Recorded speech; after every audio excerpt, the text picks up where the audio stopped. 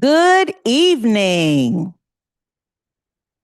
Before I call this meeting to order, I want to announce that some commissioners, staff, and the public are attending remotely via Zoom, by phone, or on site.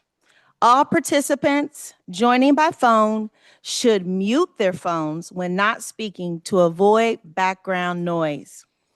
During the meeting, please make sure that you announce yourself by name and title every time you speak so the public that is observing knows who is speaking. This is critical given the number of remote participants and is current guidance from the Kansas Attorney General. If there are no public comments allowed in this agenda, and so now I will call this meeting to the Board of Commissioners for Thursday, February 5th, 2026 to order. Will the clerk please call the roll? Roll call. Lopez, Aye. Are here. Stites, Davis, Here. Bynum, Here. Kump, Here. Howard, Here. Burns, Here. Ramirez, Here. Hill, Here. Pacheco, Here. Watson. Present. Thank you, clerk. The invocation is being given by Chaplain Lamar Martin Jr. of the Fellowship Christian Church, and that will be followed by the Pledge of Allegiance.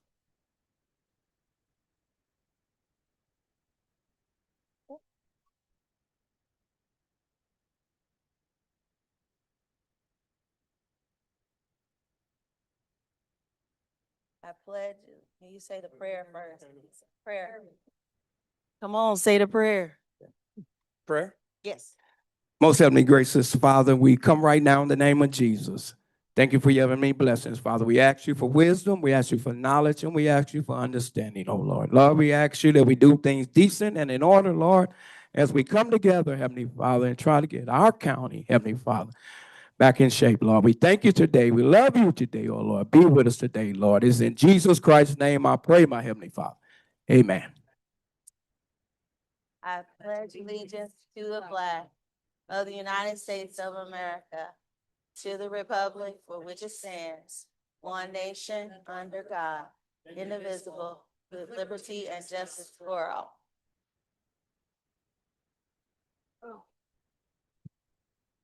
Okay, I do want to add that there will be no disruptive comments and behavior, so please be respectful. They are not permitted and may result in removal from the meeting. To ensure an orderly meeting, sections 917 and 919 of the Rules of Procedure shall be imposed.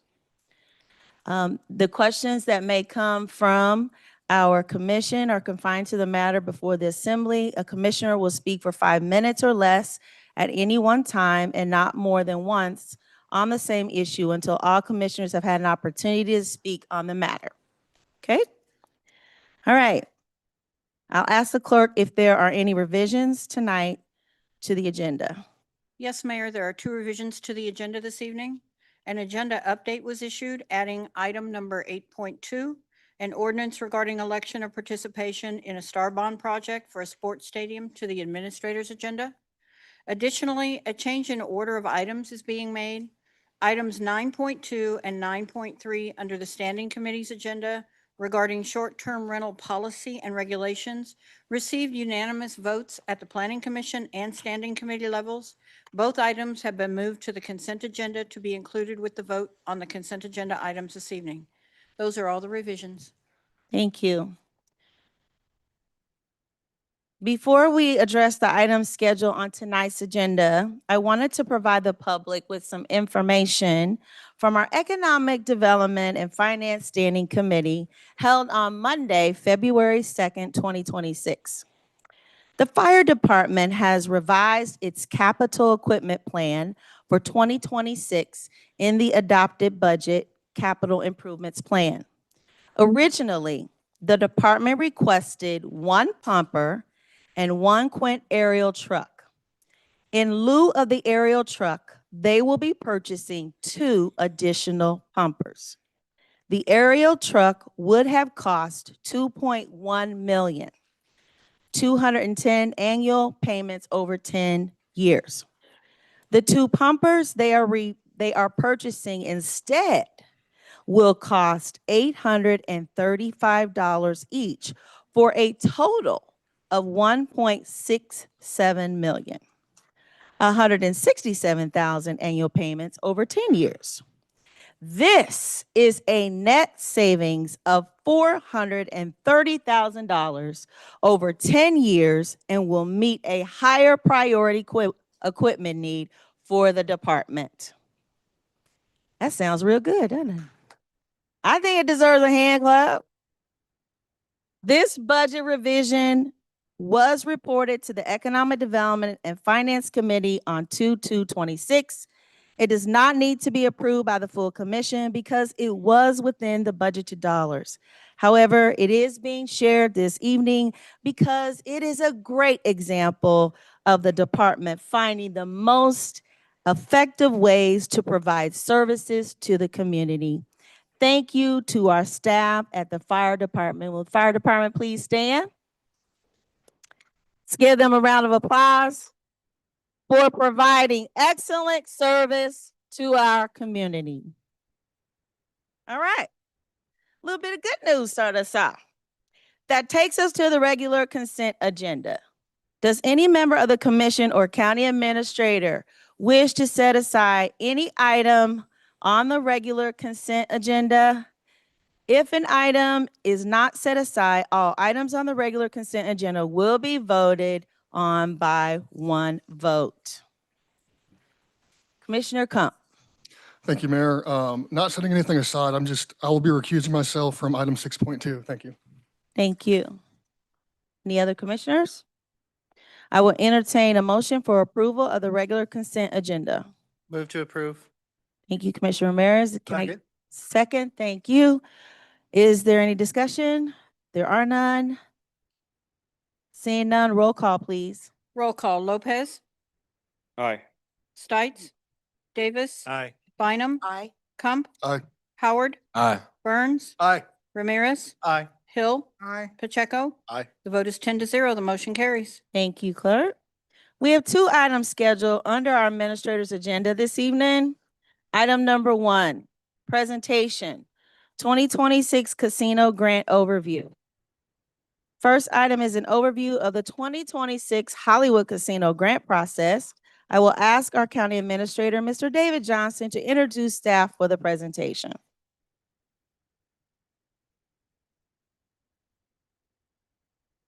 Thank you, Madam Mayor. This is usually a very interesting annual item that comes before the commission. And we always like to start off by giving a description of what this program is all about. And we have Leslie from our, it is Leslie, right? Yep. Leslie from our finance department who manages this program to give that overview. Leslie, thank you for coming. Thank you. Leslie Stroshine, Deputy CFO. I'm joined by Lupi Valdivino. She's our grants financial administrator, and we have several members of the Greater Kansas City Community Foundation joining us online as well. When we first made an agreement with the group that would build the Hollywood Casino, we made sure that there was some language in that agreement that allowed for some charitable contributions to be given out in Wyandotte County. Some of those funds are given directly by the casino or specified exactly how many dollars go to which entity. And some of that money, you all get to choose how it gets spent in our community. The direct funding that's given, that's specified in that agreement is $500,000 that's distributed to the 3 non-host school districts. The Bonner Springs Edwardsville School District is considered the host district for that piece of property, so they receive property taxes, but then KCK School District, Turner School District, and Piper School District also get a portion of this charitable contributions, and it's calculated by their enrollment. $100,000 goes to our Parks and Recreation Department, $25,000 goes to our Convention and Visitor Bureau, and then $10,000 is distributed to the various chambers of commerce in Wyandotte County. In addition to that, there is $500,000 that is set up to be served as grants to social services and charitable community activities. From that 500,000, we do take out a fee to pay to Greater Kansas City Community Foundation to manage the program for us. And then we divide the rest amongst you all. And so you each get $43,000 that you can award to the entities of your choice. The agreement was recently amended last fall that the $500,000 contribution would go up to $850,000 when construction began or in 2027. Since construction hasn't begun, we got $500,000 for this year, but next year you will get to divide $850,000 to award to the organizations in the county. Some examples of past recipients, so you can get an idea of how these are distributed. In 2024, money was given to the Full Throttle Foundation. It's a sports organization for youth in underserved populations. The Farm School at Gibbs Road, Youth Front, Friends of KCK Animal Services, and Fountain of Life. That's a senior living facility. In 2025, some funds went to the Community Garden, Inc., Sue's Safe Haven, that's transitional housing, the Boy Scouts, the KCK Lady Spartans Youth Empowerment Program, and the Delaware Highlands Assisted Living. And this is just a sample. There is a website for the casino grant out on the UG site that has all of the past recipients if you'd like to review that. So how it's going to work is Greater Kansas City Community Foundation handles the application process for all of the entities in the county that want to apply. All of that information, that application information will be provided to you, and then you will each get to select your recipients and the dollar amount. And some recipients may receive funds from more than one of you. In July, we will bring that final list forward of your selected recipients, and it will be voted on by the commission before those funds are distributed. To tell us more about how the Greater Kansas City Community Foundation portion of it works, I'm going to turn it over to Nicole. She's joining us online.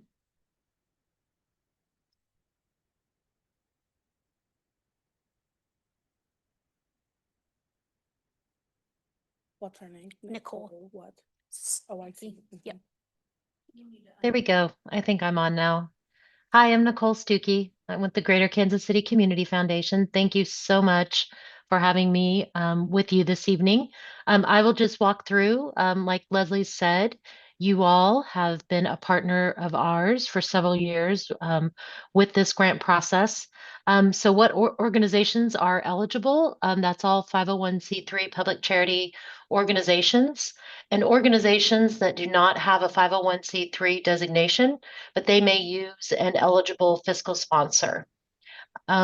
Ineligible are any organization that is not a 501c3 public charity, and that includes units of government, religious institutions. Again, they would be eligible if they have their 501c3 designation, neighborhood associations, or an organization whose 501c3 status is not current with the IRS. And so what is a fiscal sponsor? A fiscal sponsor is a 501c3 nonprofit organization, and they simply provide fiduciary oversight, financial management, and other administrative services. And this requires a signed and dated letter of understanding or MOU between the two agencies. And it means that they maintain control over the grant funds. And if selected for funding, the actual grant check would be written to the fiscal sponsor, not to the organization. So when we talk about projects not considered, there are geographical restrictions.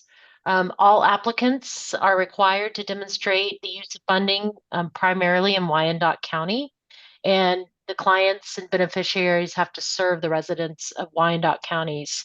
And the grantees will be required to report the residential zip codes of those clients served. When we talk about things that generally are not awarded, there are things like capital campaigns, endowments, annual fund drives, paying down debt, direct support for individual scholarships, any lobbying activities or anything like that, including also equipment expenses or requests for general operating support. And then what are the projects of highest priority? And those really are those that can leverage additional funds, be it both public or private. That there's another foundation that would be willing to give some money if they sought some funding. Also demonstrate alignment with Wyandotte County's comprehensive plan. And again, there's a link there in the presentation if you want more information about that. It would demonstrate alignment with the Healthy Communities Wyandotte and work toward a happier, healthier Wyandotte for everyone. Also, anything that has a collaborative effort and minimizes duplication is always highly sought after. And then having clearly established measurable outcomes and the ability to monitor and report them. And then programs that reach at-risk or underserved populations. And grant amounts and reporting, there is no restriction on the minimum or maximum size of grant. The mayor, like we talked about earlier, Leslie pointed out, the mayor and each commissioner are given a designated amount of grant dollars. In 2025, just to give you an idea of the grants that were given, they ranged from $500 to $107,000, and the average grant award was around $6,700. The funds will be dispersed to the organizations following the final approval and notification in July, and then they must be spent in a year's time by the next July. And then we do have 2 reporting requirements in place. The interim report will be due May 2027, and the final report will be in July 2027. And again, there's just a note here that the dates can be updated if we see a need for that, if the commission sees a need for that. And then the role of the Community Foundation is truly just to provide technical assistance to the applicants throughout the application process. So if a grantee needs additional assistance, we will help them. We'll review all the grant applications for eligibility. When we talked about those organizations that are eligible or not eligible, we will help you determine that.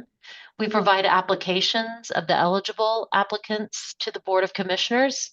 And for applications who previously received a grant, we will make sure that you have the interim reports and the final reports.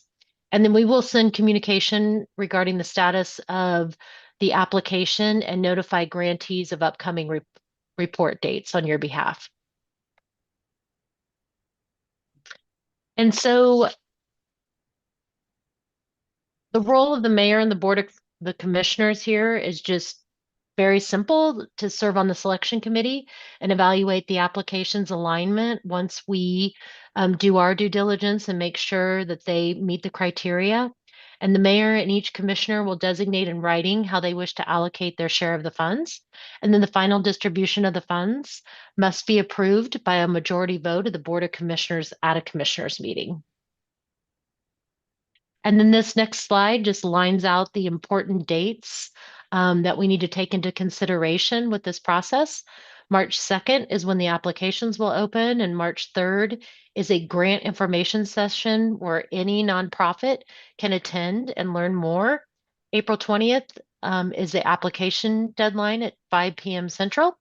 And then May through June, the Community Foundation and the Board of Commissioners will review the applications. July 16th, the commission will meet to approve the grant awards. And then mid-July, we will get those award notifications issued, and the funds will be released 2 to 3 weeks after the notification. And then there is the ability to get everything online, and you can see on our website the link there. And then you can also submit through our Community Foundation's online system, which is called Smart Simple. And all of that is supported by a team, our grants team, which is grants@growyourgiving.org. And that is a team of 3 individuals that just share an inbox so that we can get the most responsive answer when people send in questions. And I'll just open it up for any questions that you all have. Okay, thank you, Nicole and Leslie. Hi, Nicole. Hi, Mayor. How are you? Good, good. Okay, so Commission, do you have any questions? Commissioner Davis.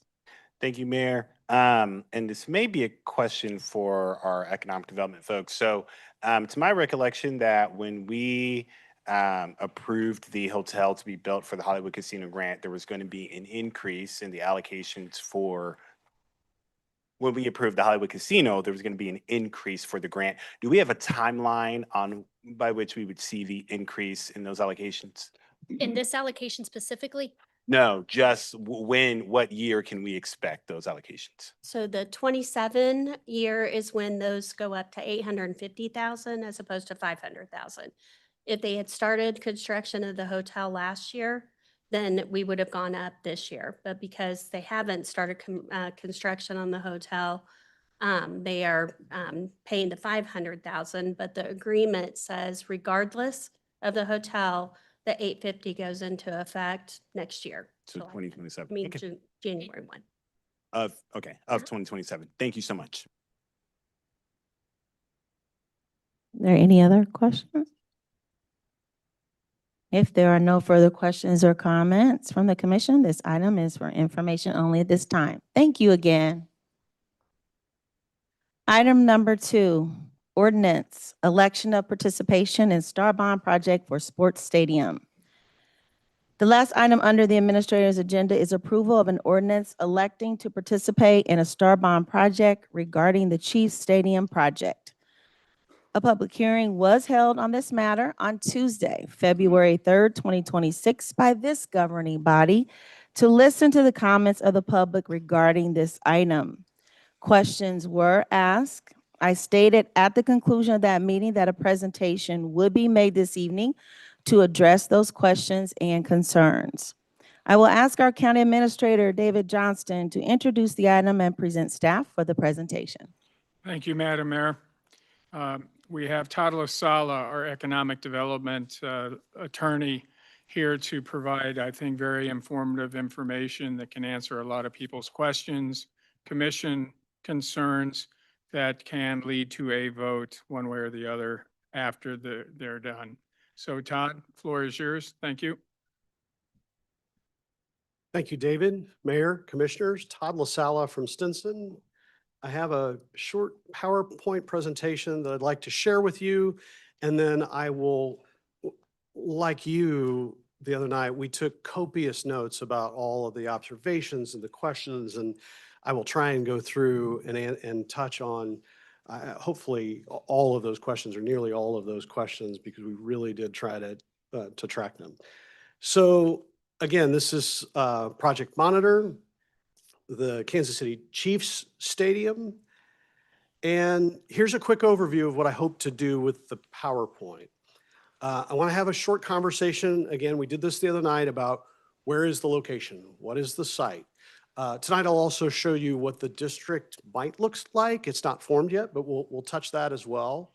I want to highlight a little bit how this process is very different than the normal Star Bond process you normally have. This community's done a number of Star Bond projects, but this one is very different. And that's mostly because of the statute. We'll go back and we'll touch the ordinance again, remind you what the ordinance says, what the pledge is, what it is not. And there have been a couple of changes. The clerk pointed out there's a blue sheet item. There are a couple of changes to the language in the ordinance, and I'll highlight those for you. And then tonight, we're going to show you an overview of some financial impacts that we believe are possible with this stadium, including projected tax benefits, costs related to the project, and some developments about state contributions to bridges and transportation in the community. So let us begin. The potential Star Bond district. This map that you see before you is not new. It really became public on December 22nd with the announcement, the approval of the LCC, and the term sheet between the state and the Kansas City Chiefs. Now, again, I want to emphasize the Star Bond district for this project has not been formed yet. So this map is not official. I think it even says preliminary on it. And it includes all of Wyandotte County, all of Kansas City, Kansas. But the reason I show it to you is the other night on Tuesday, there were citizens who came up and talked about, well, how could we ever pay off the amount of bonds that we have here just from the part of the project that's in Kansas City, Kansas? And the answer is you couldn't. The pledge that is intended here for Kansas City, Kansas is just that 235 acres I'll show you again. But there is also a pledge from other communities on the Kansas side, including those in Johnson County. And so it is only Olathe and Kansas City, Kansas that are our community that's being asked to make a local pledge, but the state would pledge the state sales tax increment from all of a district that is perhaps this size when it's all said and done. This is a reminder of what we did Tuesday. This is the project area, if you will. This is the location of the pledge you're being asked to make on the local level. There was some confusion, I think, by some about whether it's everything in this. I did talk about the boundaries of this map as a way of, hopefully providing orientation, that it's parallel at the top and state at the bottom, 118th on the east side, and I think it's 126th on the west.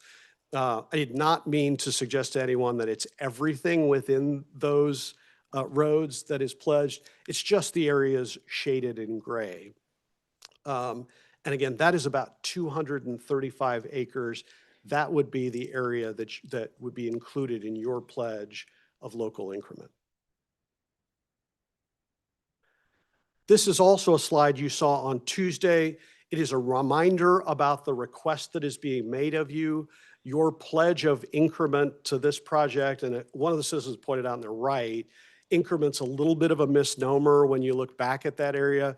There isn't any sales tax in it now. So we're really starting at zero. It's really everything that would happen in that. But increment is the right word in the sense of you're not being asked to give away anything that exists today. There is no sales tax that is coming from that project site. But the pledge of the local revenue, again, despite the map I showed you a minute ago, it is just this area. And it could be for up to 30 years. It would be whatever the life of the bonds would be. And it's the UG's local sales tax, the city sales tax, as well as our portion of the county sales tax, the 93% of the 1% county sales tax. It also includes the UG's transient guest tax within those boundaries, up to 8%. Right now, the UG's TGT goes up to 10. So in a world where that still exists when this stadium opens, hotels open in this part of the district, you would keep the 2% if you're still at 10. So what is not included in this pledge? Well, the 0.25% emergency medical services sales tax, not included. Also, the 0.375 of public safety and neighborhood infrastructure, not included in the pledge. Any sales tax, I don't think this is the case in the area that I've shown you, but if there were any sales or use taxes that are previously committed to other uses, not included in the pledge. And then, as I pointed out a minute ago, any TGT above 8% would not be included for hotels in that area. Okay, I touched on this a minute ago, and I think a lot of the citizens who showed up on Tuesday said versions of this. This process seems very strange. And it is. It's very unique when contrasted with all the other economic development projects you do, with other STAR bond projects you've done. It is very different, very unique. Well, the question is why? The answer is that there were a bunch of amendments made to the Kansas STAR bond statute in order to get it ready to do stadium deals. And so there are unique elements of that statute and those amendments that really change the process for STAR bonds and how it would happen when you're talking about an NFL stadium. Well, what are those things? Well, for one thing, there's a lot of responsibility that typically resides at the local level on a STAR bond project that's been shifted to the state in the legislation. For example, the drawing of the boundaries of the Starbond district, that's typically something that you would do at the local level. And you may be involved in that, but the Secretary of Commerce, by the statute, has the right to do that on his own. Similarly, approval of the ultimate Starbond project, that's typically something that you would vote on in a quote unquote normal Starbond project. They're all different, right? But in the other Starbond projects you've done, you vote on the project, the Starbond project. That doesn't necessarily have to be the case here. And the Secretary of Commerce can do that without you. Similarly, you are usually the folks who are negotiating a development agreement and approving a development agreement with the developer who's going to build the project. And that's really not the case here. The agreement by statute is to be with the state and the developer. In this case, the Kansas City Chiefs, the team. Different than the way it typically is. And finally, issuing the bonds. The UG is usually the issuer of the bonds. In this case, it is likely to be KDFA that issues these bonds. So all of that is very different about who's responsible for the various parts of the project and the process, if you will. What else is different? Well, the timing is very different. The UG by statute, I think we may have mentioned this on Tuesday, only has 60 days to decide whether it's going to make the local pledge or not. And that 60 days started on December 22nd when the LCC Act acted. And so we're very close to the deadline to make that pledge right now. And why is that unusual? How is that different than a normal Starbond project? Well, typically you would know when you're making your pledge what the boundaries of the district are. And again, this is just how it is because of the changes to the statute. But in this case, we don't know what the boundaries are right now. That district will be drawn later, and that's just unusual. Secondly, when you're approving Starbonds and going out for bond and making your pledge, you typically know what all the details of the contracts will say, what the development agreement would say, and what all the terms are. In this case, that's not true. The contracts are not done. There is a 35-page term sheet between the state and the team, and it's good and detailed in some ways, but there are a lot of details that still need to be worked out. And the term sheet talks about, that 35-page document talks about definitive documentation, including development agreements and community benefit agreements and a management agreement between the state and the team. And none of those contracts exist today. So I would say that something else that is unusual about your pledge and the timing here is that you have to make the pledge without knowing all of that. And again, that's just the statute. The other thing that I think is different is that by the time you ultimately make your pledge, in most Starbond projects, we have final feasibility analysis and underwriting about the bonds. And so you know a lot of details about exactly what your pledge is worth and what the projections are. In this case, we just don't know any of that yet. And again, I'm not blaming anybody this is just the situation that we're in by virtue of the amendments to the statute. So that brings us to our ordinance. What does our ordinance say? Well, it says that we have to make, that if we were to vote in favor of making the pledge, it's that slide I showed you a minute ago, what's included in the pledge and what isn't. But our ordinance also adds some conditions. Well, what are the conditions about? My answer to you would be that the conditions are largely about kind of the unusual nature of this project. Our conditions say a number of things that are important to us. One, that the Starbond district in Kansas City, Kansas would be the same as the project area, the 235 acres that I showed you at kind of the northeast corner of 118th and State.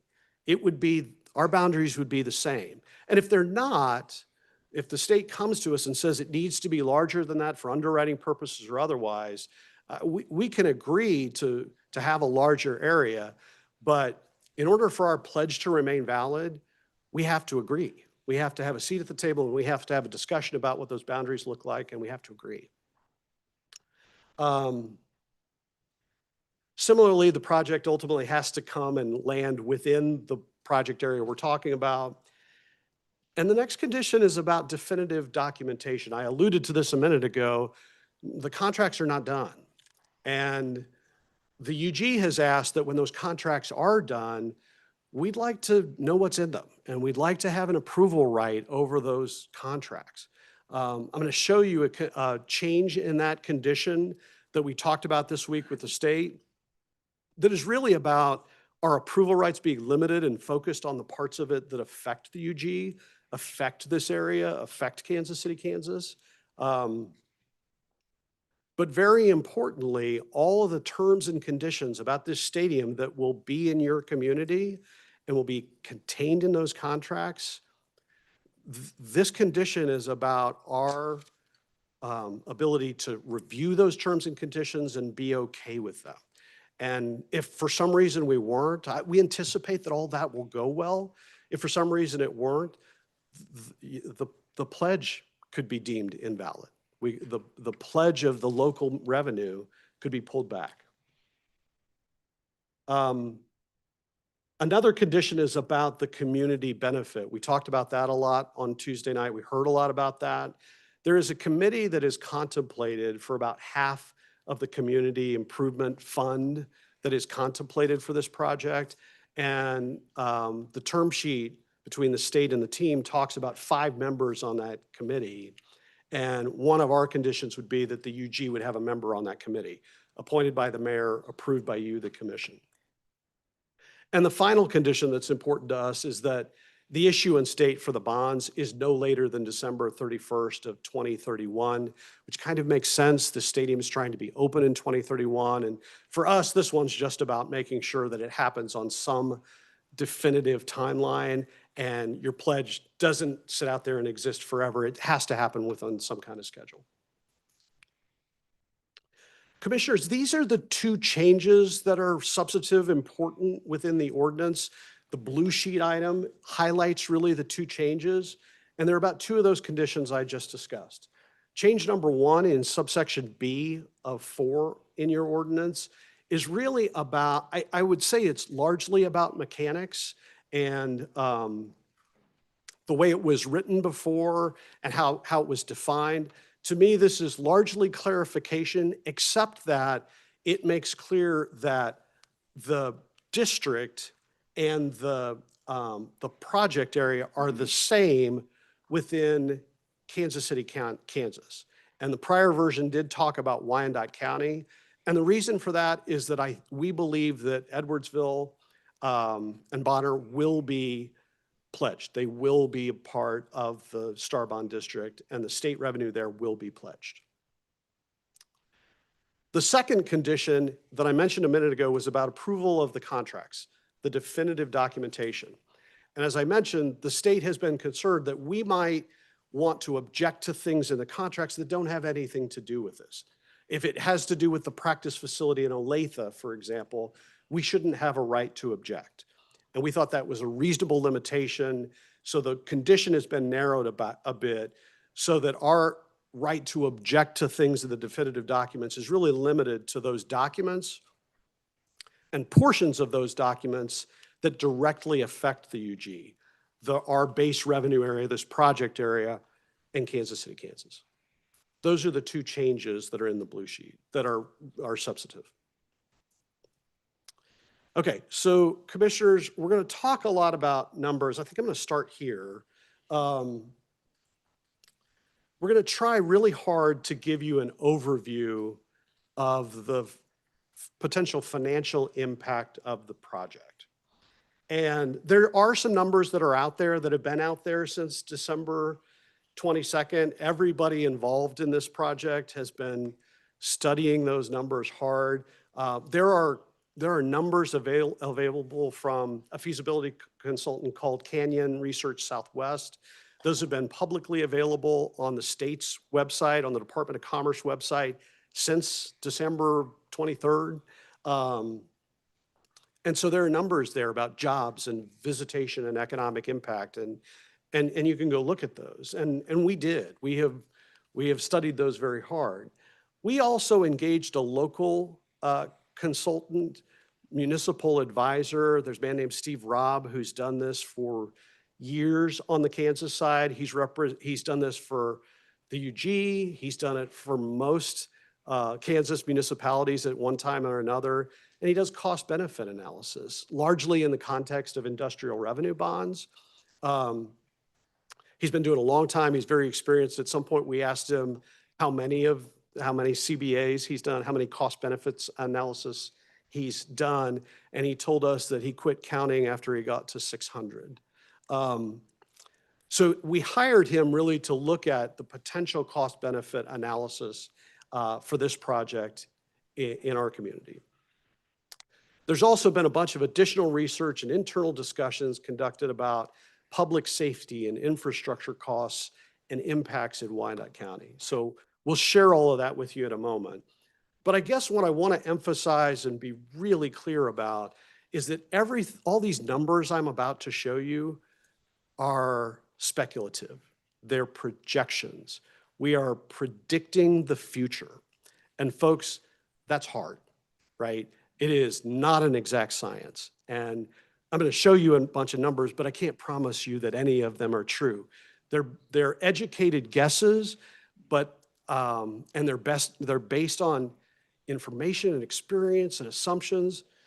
They're our best guess, but at the end of the day, it is a guess. So we hired a good feasibility consultant here, and he's experienced and we like him. But if you hired 20 different feasibility consultants, you'd get 20 different numbers. You would. So I really want to emphasize how difficult it is to predict the future. Having said that, question number one, how much do we think the pledge is worth? Well, again, it's speculation. It's a guess. It's a projection. And there's some public information that's out there about NFL stadiums, but not very much. The Green Bay Packers are public, but they're kind of unique that way. There's also a feasibility study that's out there in the public eye about the Tennessee Titans stadium that you can look at to get, and that was based on projections as well about what they thought the first year revenues would look like. And so we looked at that, and we looked at other entertainment districts and hotels, and we guessed, right? We have speculated that over the life of the district, we think that the UG's pledge, the pledge you're being asked to make tonight, could be worth somewhere between $350 and $450 million over a 25-year life of the bonds. Now, the bonds could be as long as 30 years. The team has talked publicly about the bonds, and they think the bonds will pay off much faster than that. But I'll just share with you all the numbers you're going to see tonight kind of assume a 25-year bond life, which they might say is wrong, that the bonds are likely to pay off that much faster. And if that happens, well, you get the increment from your pledge, and that's available to you faster. So I hope they're right about that. I hope it's 15 years as opposed to 25, but no one really knows. And we thought it was more conservative to run our modeling at 25 years, and that's what we asked the consultants to do. Okay, this slide, the source of this slide is Municipal Consulting LLC, Steve Robb, the consultant I mentioned a minute ago. This is projecting, and again, this is one guy's best speculation projection, educated guesses about what the project could yield in tax benefits to the UG over a 25-year period. And there are various components here and details behind them, but part of it is unpledged sales tax. I mentioned that not all of your sales tax is pledged within the district. There's also economic development activity that's expected outside the district, but that's about $275 million. Transient guest tax. Now, mentioned a minute ago that within the district, the transient guest tax would be pledge within that local pledge area. Outside of that, for additional hotels where there's visitation that results from the project, you can capture transient guest tax. And we estimate that at about $56 million over 25 years. Property taxes, I want to pause and talk about a little bit because I think most people know, but I'll reiterate this. The state's document with the team very clearly anticipates that a state agency is going to own the stadium. And part of the reason for that is that it will be property tax exempt. So our numbers assume that there are never any property taxes within the 25-year period and frankly beyond for the stadium because it's going to be owned by a state agency. That is what is anticipated. And the state has made that deal with the team. However, there is ancillary development. I talked about this on Tuesday, about $325 million that is expected to happen within this district. And that is not expected to be owned by the state. So it would be property tax eligible. And your share of that revenue over 25 years, we estimate to be $32 million. That assumes that we keep that revenue. Because the truth is, it's very possible that when the team or the developer of that entertainment district comes forward, they could ask you for property tax abatement. They could ask you for a TIF for that. And this assumes that that doesn't happen. This assumes that you keep that revenue for 25 years. There's also a BPU pilot that is anticipated for economic activity within the district.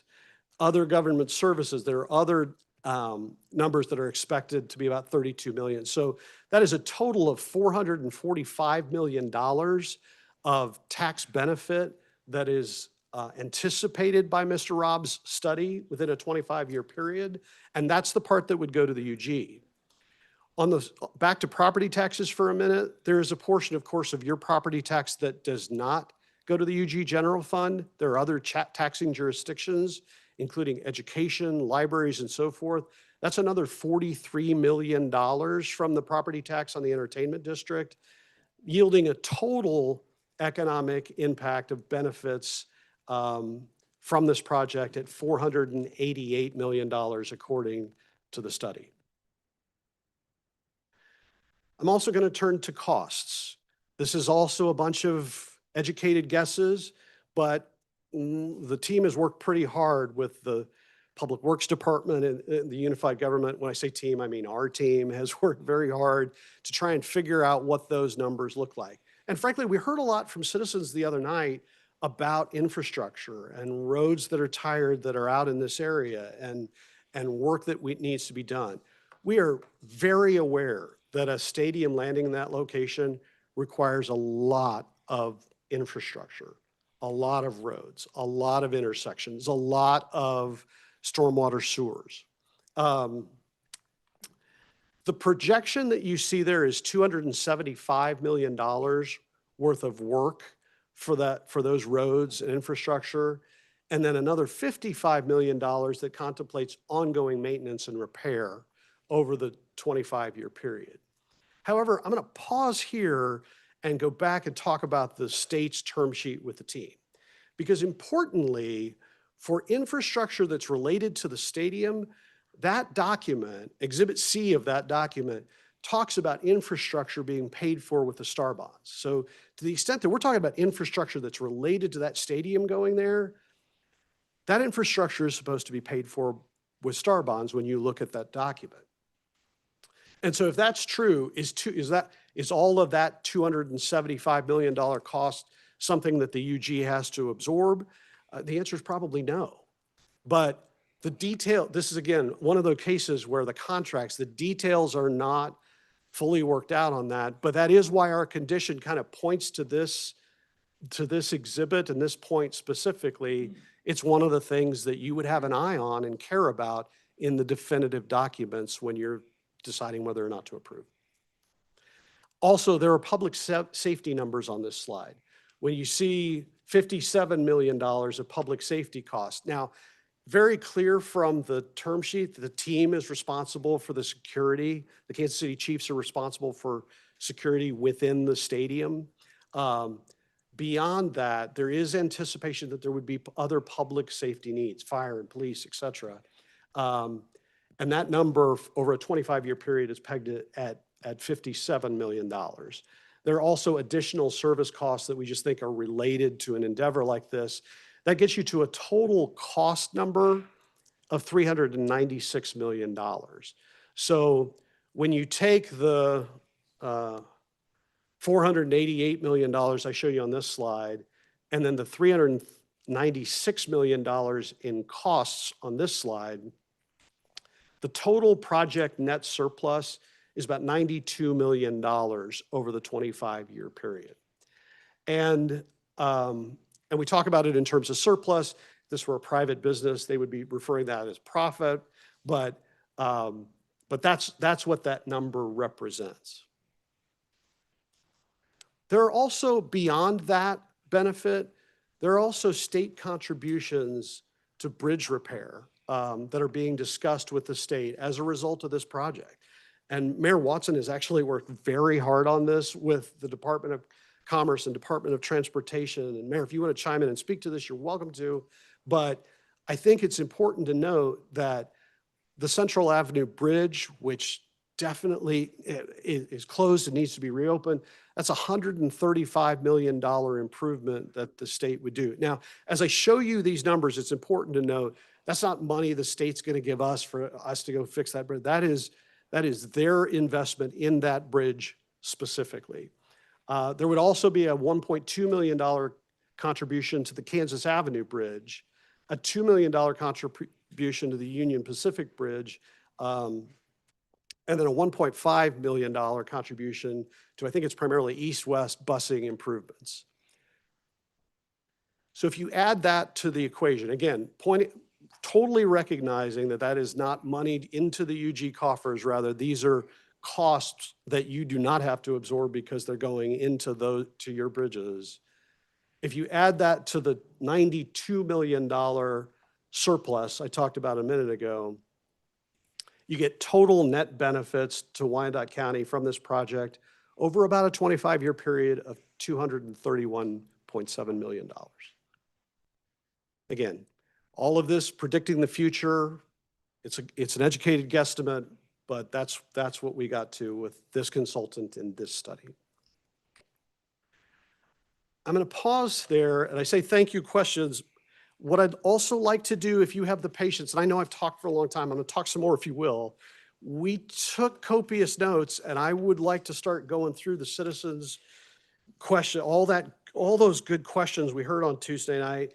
And please be patient with me. I'm gonna work from these notes, but we're going to try and address hopefully everything that we heard the other night. And we did, in fairness, we did group some of these things together because there were some themes throughout the evening, and we have grouped some of these things together. But I'll start with the questions about maintenance and infrastructure costs and what sources of revenue will be available to cover infrastructure, roads, and bridges. That is really the cost-benefit analysis that we just talked about, with, again, a reminder that the term sheet between the chiefs and the state talks about STAR bonds being used to pay for roads and access improvements related to the stadium infrastructure. And so we believe in looking at that some of those costs are likely to be paid for with the STAR bonds in this project. Also, as I showed you on the cost-benefit analysis a minute ago, the Public Works Department estimates $275 million worth of road improvements out there. And we hope that there would be money to pay for it from those various tax sources we showed. And that also contemplates $2.1 million of annual upkeep. Local business participation, there were questions about that as well, including what resources will be provided to prepare local businesses to participate in RFPs related to project monitor improvements. Now, it's important to note here that the UG is not building the stadium. We're not going to be the owner of that stadium. The UG is not building those improvements. You're not in charge of that. However, the UG's purchasing department currently hosts a vendor fair for small businesses that includes classes on how to do business with the UG. And the purchasing department has said that it's excited to include information on how to bid on this type of project. Furthermore, the purchasing department is already working on a small business mentorship program in partnership with other community partners. East and Northeast Wyandotte County development. What kind of opportunities were planned for the East and Northwest? And how can community benefits be dedicated to those areas? And how can the UG ensure that those communities will be not economically left behind?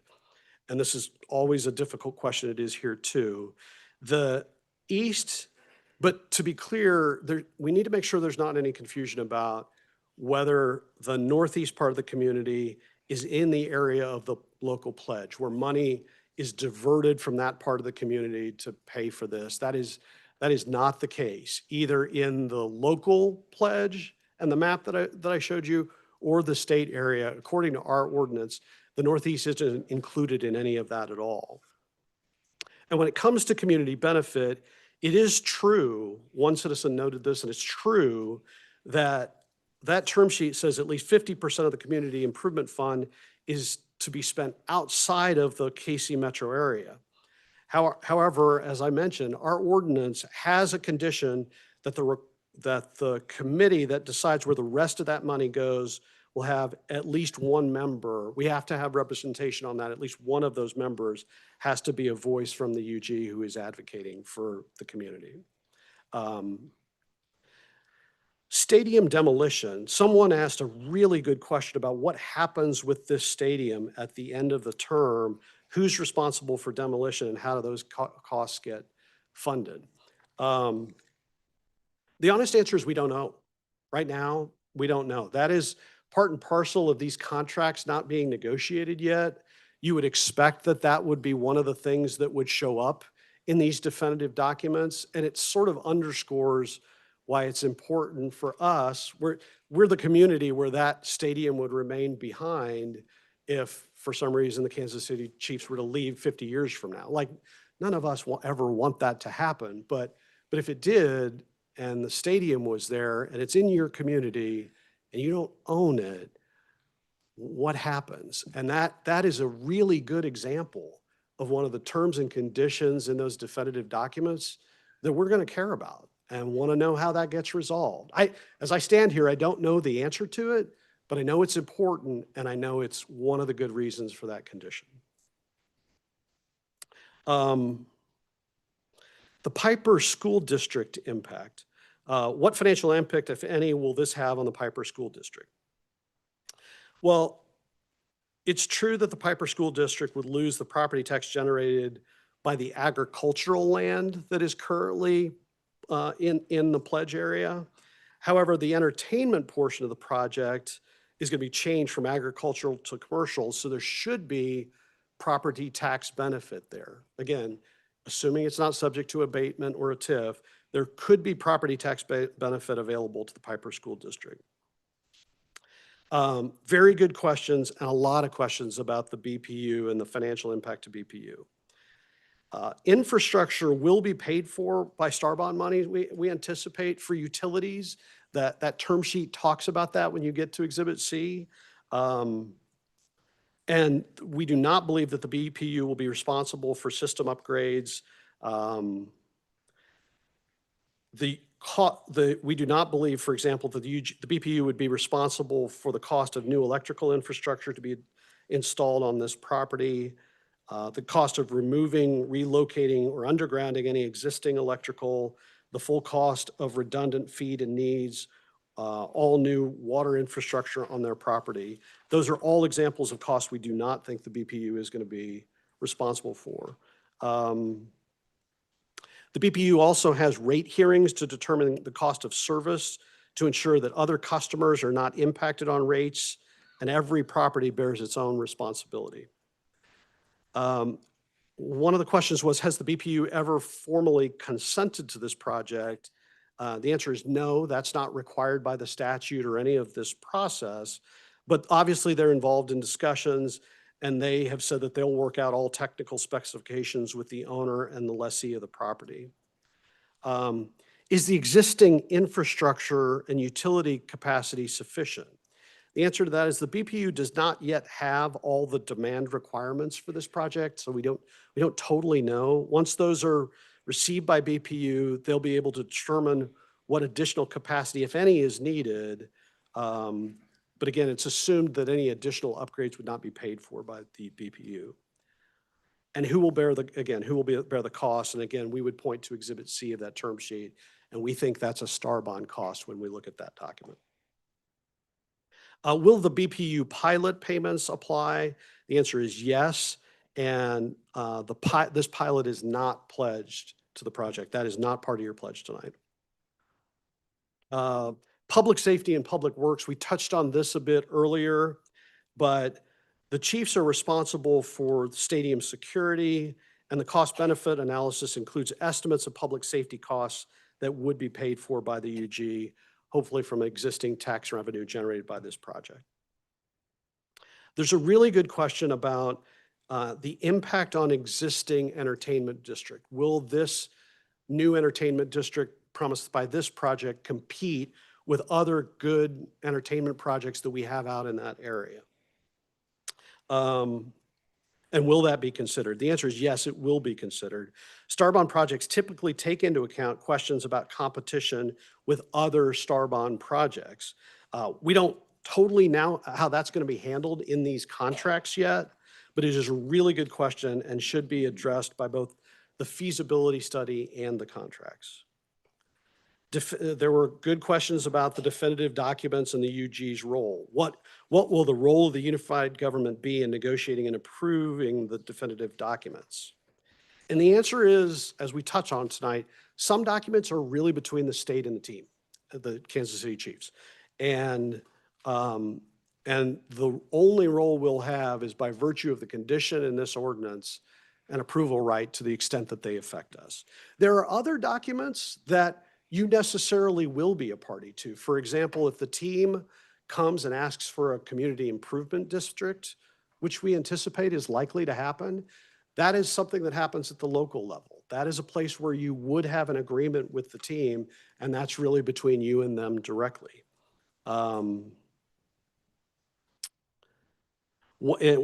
What role does the UG retain in other economic development tools like CID, TIF, or otherwise? And as I just said, the CID would have to be approved at the local level by the UG. The other thing that will necessarily remain within your purview is planning and zoning. That for all of these projects, including the stadium, all of that's going to happen at the local level, and you will have local approvals here. The district size and boundaries, what options exist, if any, to limit the size of the district on the state side? And as we pointed out, the state in the statute has the unilateral right to define the district any way it wants to, or it can decide to grow it as it chooses. The only thing I can say to you there is that our pledge is contingent upon the district looking in a particular way in Kansas City, Kansas, and if it grows, we would have to consent to that. We would have to have an approval right.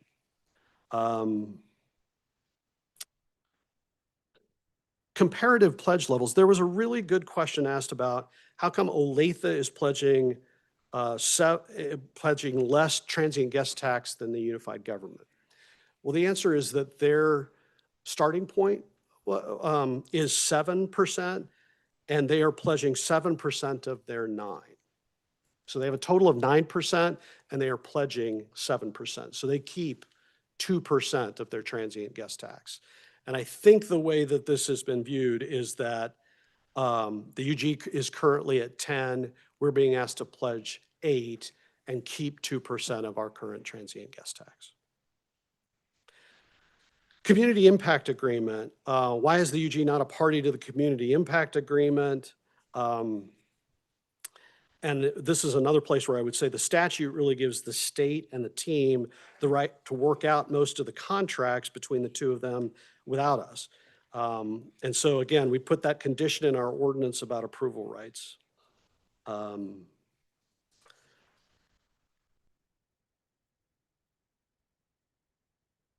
What specific long-term community benefits are planned for Wyandotte County, particularly with regard to homelessness, public health, property taxes, and educational system? And the answer there is honestly, there's nothing specific that has been agreed to. I think to the extent any of those things get addressed, it will be in the definitive documents between now and October 1st. Again, questions about stadium operations and maintenance, and who will be responsible for funding the stadium maintenance and operating costs once it gets built. And the answer is that the state's term sheet with the Chiefs is very detailed about this point. It contemplates a repair and maintenance fund that is funded by the team's rent payments to the state. Remember, the state owns it, state's the landlord, the team is the tenant, paying rent to the landlord, and that money gets pushed back into a repair and maintenance fund to use to maintain and keep the stadium up over the years. To the extent that that money is not enough, the term sheet is pretty clear that it's the Kansas City Chiefs that are responsible for the maintenance and upkeep of the stadium. But importantly, the UG is not in that equation. We don't own it and don't have any responsibility for repair or maintenance of the stadium. I'll do these last ones quickly, but there are questions about property taxes and will the property be tax exempt? And again, the answer is for the stadium, it will be. The state is working that out with the team. The stadium will be property tax exempt. The entertainment district is not necessarily that way unless the team or the developer of the entertainment complex asks us to abate property taxes or do a TIF, and that's at your discretion. Will pilot payments apply? And they will. Why is this not being put to a vote of the public? And the answer is kind of twofold. One, there's not any mechanism for that. The statute doesn't contemplate that. This is the process. And two, when a statute only requires you 60 days to make the pledge, I don't think it would have been possible, given the amount of time we had to have had a public election on it.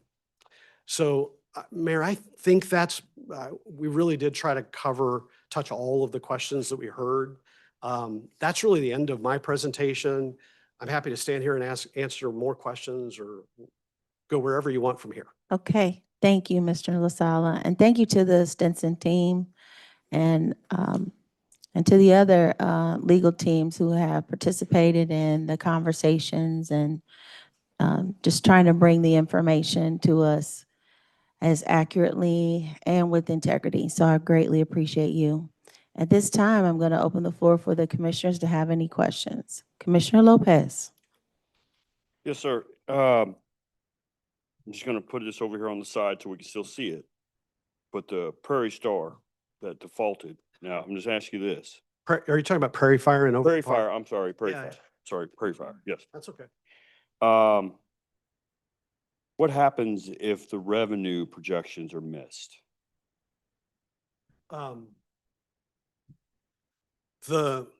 If that happens, the bond buyers don't get the return that they anticipated. But the bonds are not, STAR bonds are not otherwise secured by the land or otherwise. They are really kind of the naked pledge of the sales tax. So it is really only the bond buyers who buy those bonds in the open market who don't get their money back.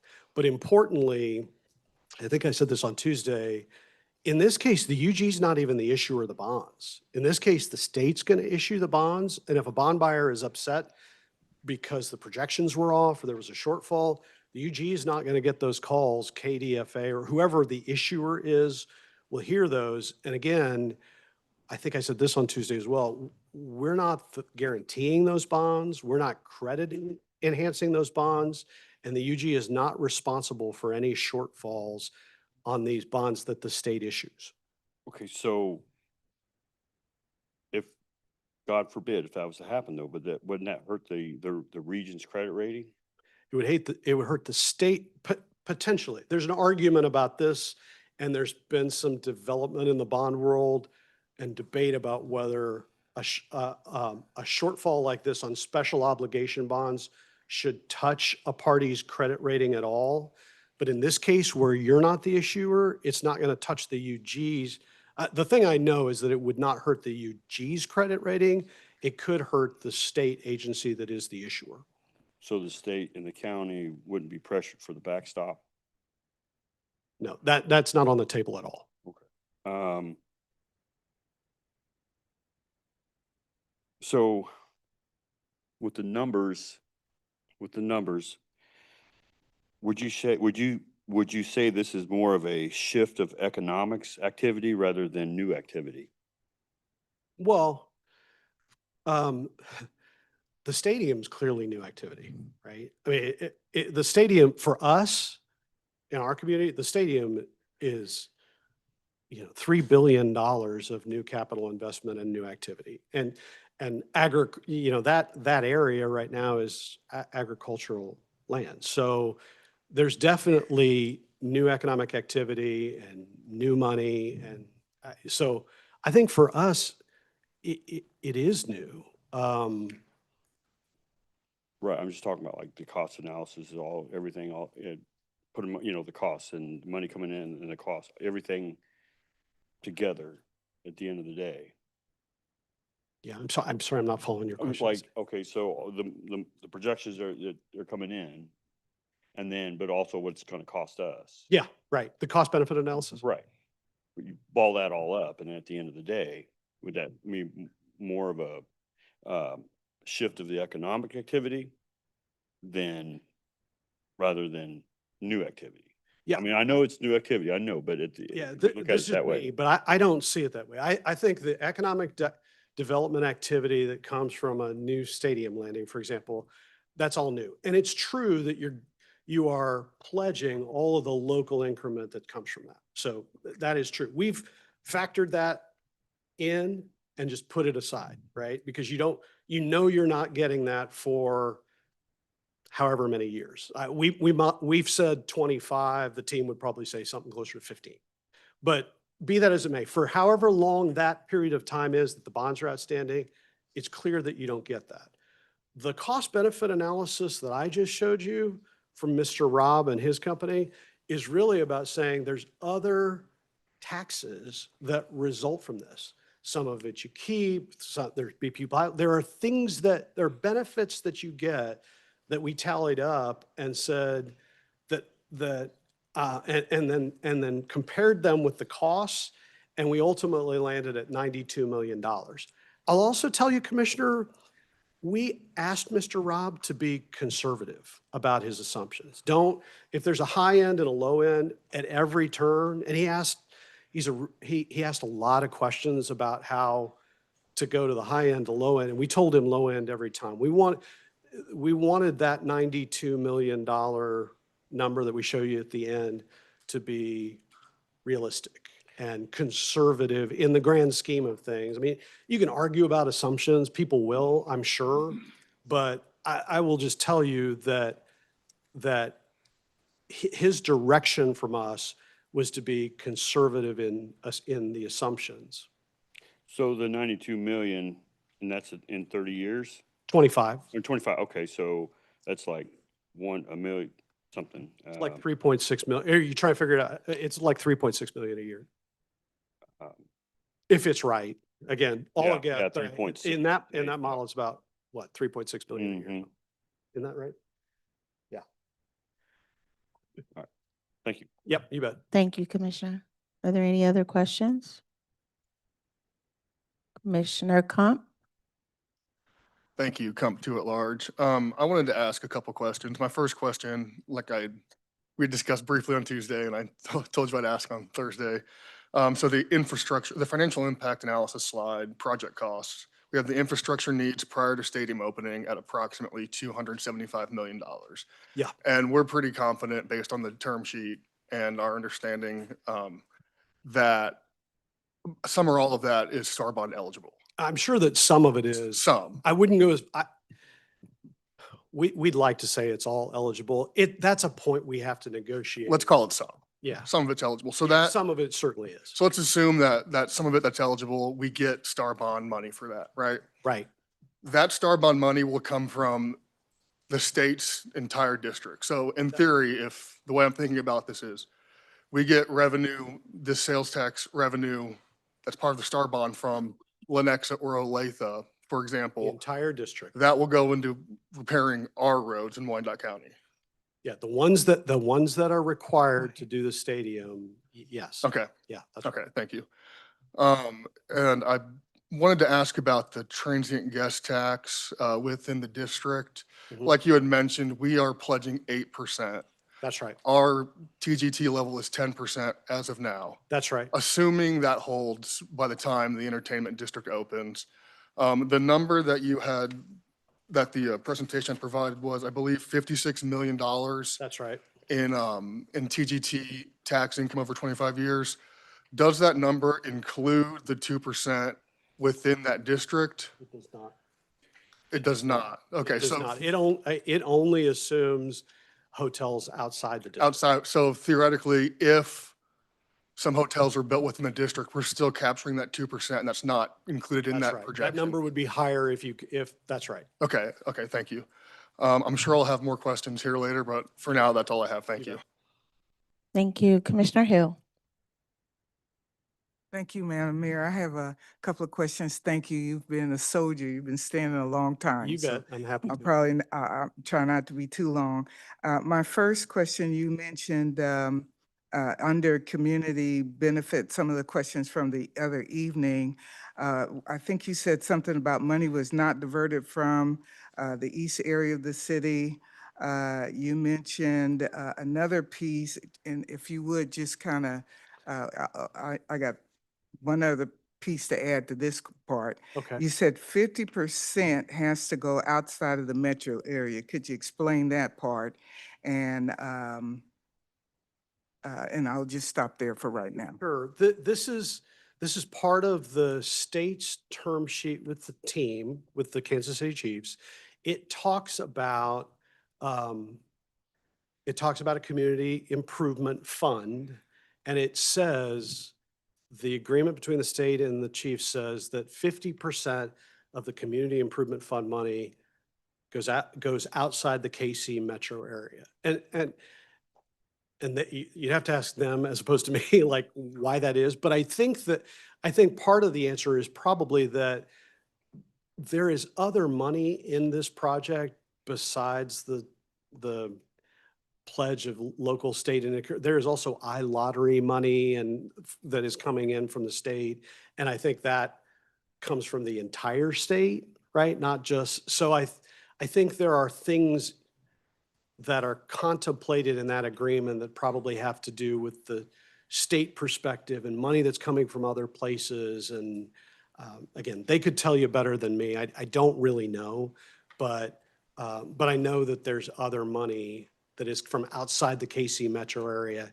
And my guess is that agreement probably recognizes that. Okay, thank you. And then another question, you mentioned the Piper School District, and you said something about agricultural. Yeah. Could you explain that again, please? Yeah, that 235 acres that I showed you, it is all right now agricultural ground with a very low property tax contribution to the equation at the moment. And so Piper is getting some benefit from the property taxes paid on that site today. And I don't think all of that site is in Piper, is it? It is not. Okay. So some portion of it is, and there is some property tax benefit that is being given up, if you will, at an agricultural tax base, right? And the point I think we're making is that if the project happens and the part that's in Piper is the entertainment district, well, there would be property tax value, increased property taxes for Piper that they could that district could benefit from. Now, let's be honest, if the stadium is on that piece of the piece of the site that is Piper, the current contribution from that agricultural ground, however much it is, I don't think we'd be talking about a lot of money, but that piece of it would go to zero. Okay, thank you. Thank you, Commissioner. Commissioner Lopez. Yeah, hey, okay, so stadium, Wyandotte County, Mhm. and then Olathe that just voted, okay. Yeah. The, Headquarters and yeah, the headquarters practice at practice facility. field, so, That's right. okay, and then it's, as a crow flies, all the same district. Yeah. So Olathe's contributions that they are forfeiting, giving up, coming to Wyandotte County to fix our roads too? It's not as directed. It's all in the same soup, right? Yeah. It's all of those areas are contributing. Olathe and you are being asked to pledge your local increment. Everybody's state increment, Lenexa, Shawnee, Bonner, everybody's state increment is in, and it's all in a pot of money. And so, yeah, yes. Is there money coming from other jurisdictions and the state pledge to this community to pay for the stadium? Yes, definitely. Towards our infrastructure, as, I guess in that Yeah, area. the infrastructure is part of the equation, but Mhm. yes, yes. I mean, honestly, Commissioner, when a citizen asked the other night, well, how could this district pay for this stadium on its own? The answer is it couldn't. It couldn't. So the design of that very large star bond district is about recognizing that when you're talking about a $4 billion project, 3.3 of which is going to wind up in this community, it's a much larger group of communities that are contributing. It all goes into a bucket of money, and then the assets are all paid for out of the bucket. But I wouldn't characterize it as Olathe's money's coming here. Okay, so I don't think that's reasonable. the state owns this, right? Okay, the state's gonna own the stadium and all that. That's correct. Is KDOT going to plow the snow? Is KDOT going to mow? If it's their property? Yeah, it depends on which roads you're talking about, but assuming they're not state roads, I think the answer is no, right? But it's the state property though, right? Yeah, good question. I don't know. I don't know. Honestly, there are details to work out about everything here, but that one's a good one. I don't know. Okay. Okay, all right, thank you. I don't know if anybody else up here knows. You're welcome to chime in, but that one I don't think I know. Thank you, Commissioner. Commissioner Davis. Thank you, Mayor, and Mr. Lasad, thank you so much. I appreciate your candor. You bet. You bet. And honesty here, because yeah, this one is hard. It is hard for me, just because the process is very fast. Yes, yet this project is so large. And it would be different if we weren't talking about something of this magnitude, but we are not. I just want to get some clarity on the infrastructure piece of this. We don't have anything definitive that says the star bond revenue from the state would indeed pay for infrastructure in Wyandotte County. It is, would you say that that's accurate? I think I think that's fair. Sure. The only written agreement that exists does talk about it, and it does list roadways and access drives on the list of star bond improvements that they think are going to be required by the stadium, and it does say that those are star bond improvements. That is what's anticipated. The hesitation you hear from me and Sure. the hedging I've done about that is there's no specificity about it. Like, I don't know how much a parallel needs to be improved, and you could argue about that, I guess. And Sure. so you hear me hesitate about saying all of that, all 275 that I'm talking about is to be paid for with star bond. We certainly hope so. Sure. Boy, we'd love that, and I think we want to talk about that. But Commissioner, if your question is, do I have anything definitive? Are there contracts? Has all that been worked out? The answer is definitely no. The thing I feel very confident about is that some of that 275 that we're forecasting, some of it should be. And when I look at that agreement, I feel confident that some of it will be. But this is the problem with with just the process, Sure, right? And yeah. having the pledge before you know the contract. I don't definitively know. Gotcha. And again, I appreciate the candor because that's what gives me quite a bit of pause here. Again, it's just, this is so abnormal from the process. In section 4D, Mhm. and you had alluded to this in your presentation, the approval rights of Yep. documentation. Yep.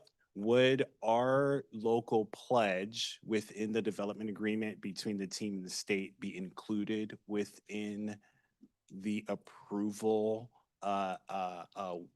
authority that we have, or that this ordinance speaks to? Wait, I'm sorry, say that again. The document, so in section 4D, Yep. make sure I have it here. So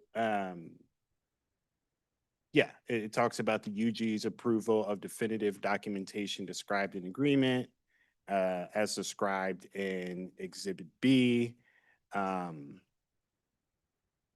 well as stadium infrastructure, right? Exhibit C. So I guess what I'm trying to get at is what documents would this ordinance is speaking to? What is that? Yep. What would be an example or multiple examples? Commissioner, I can almost do this off the top of my head, but I want to be sure. You're fine. So the definitive documents in the state's agreement with the chiefs, it includes this list.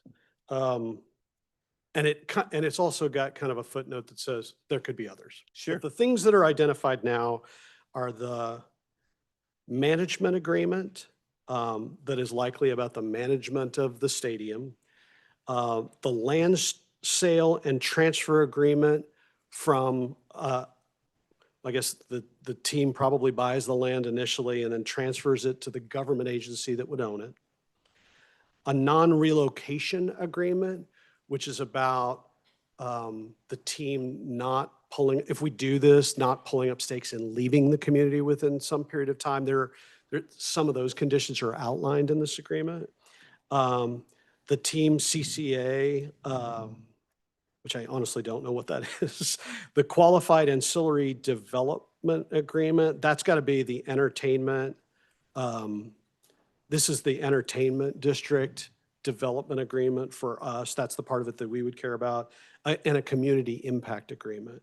I don't know what CCA stands for, but that's got to be the stadium development agreement.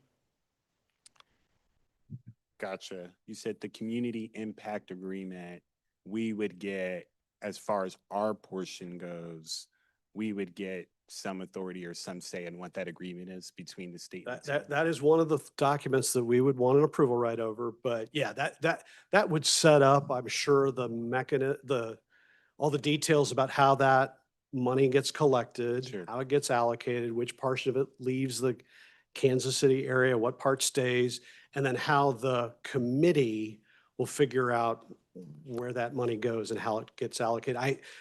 I suspect that is what that document is likely to do. And yes, it's on this list. And yes, we are looking for an approval right of what goes on at that thing to the extent it affects us. That's right. Gotcha. In the event that, let's just say hypothetically, there were other revenues discovered that could cover our incremental pledge, that wasn't the city general sales tax or the county sales tax, in the event that those revenues are found after February 20th, right, in line with the state statute, that deadline of February 20th, what wiggle room would we have to change our capital stack and the contribution to our increment? Well, yeah, fair question. I think the answer is our pledge is our pledge. Like, I Sure. think once we make the pledge, everybody's going to go off and design this project, go work out all these documents, design a stadium, build a stadium based on our pledge. So I don't think our pledge gets adjusted or changed or what.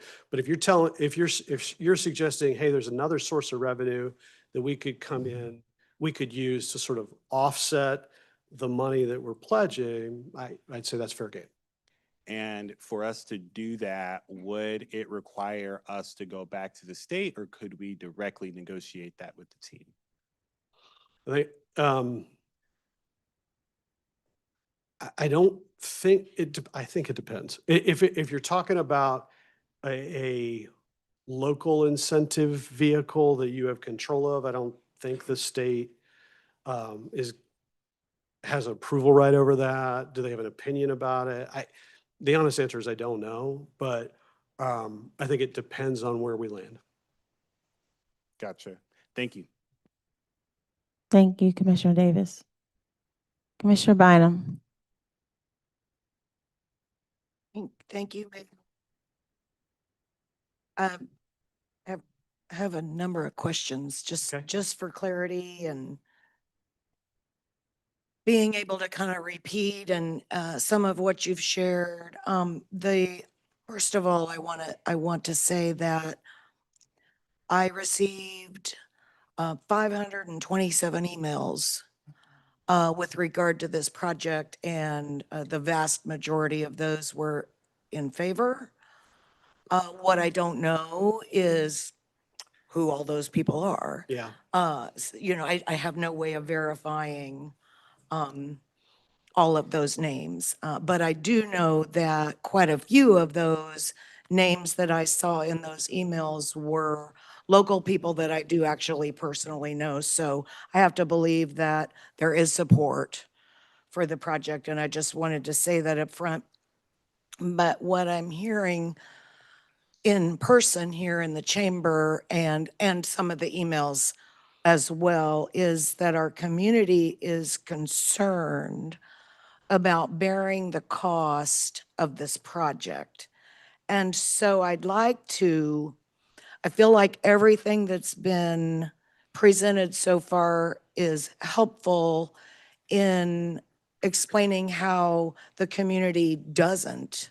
But I'd like you to speculate with us, if you could, in what ways could our community be bearing the cost? We talked about the infrastructure costs as an example. I'd like to ask you, do you think there are opportunities as we move forward in this process to ensure community benefits for Wyandotte County? I think I speak for all of us when we say we really would like some mechanism that ensures benefits for Wyandotte County.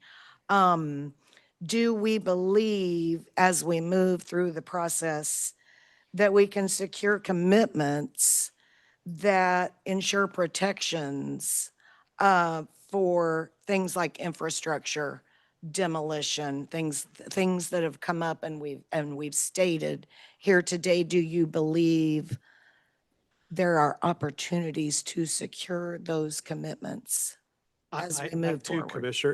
In a commission meeting where I feel like I'm predicting the future a lot. I know.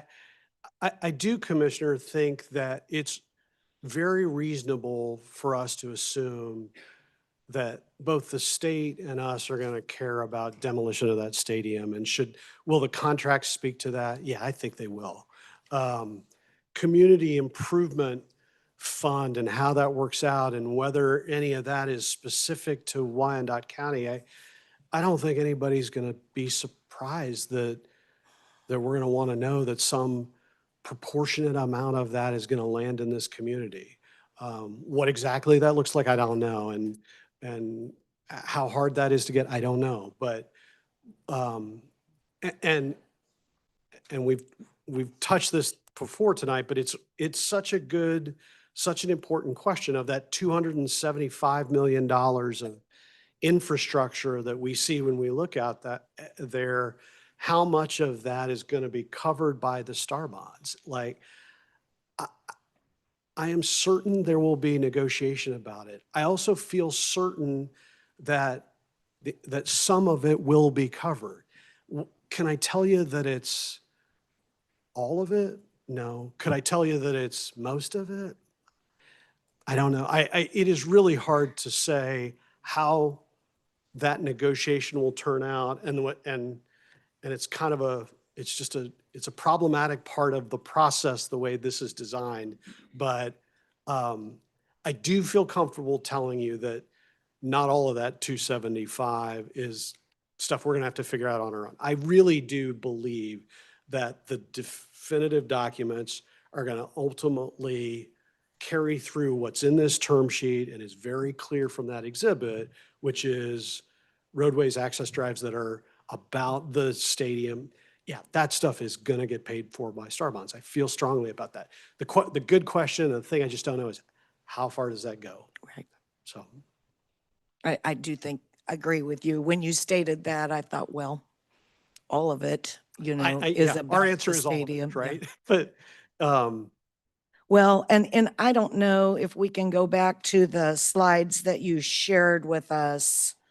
But I'd like for us to be able to look at the financial impact analysis project Sure. costs. sure. Just because the 275 that we estimate on infrastructure. Uh-huh. Yep. And as you already said, we don't know definitively tonight how much of 275 can we maybe subtract from that cost. That's right.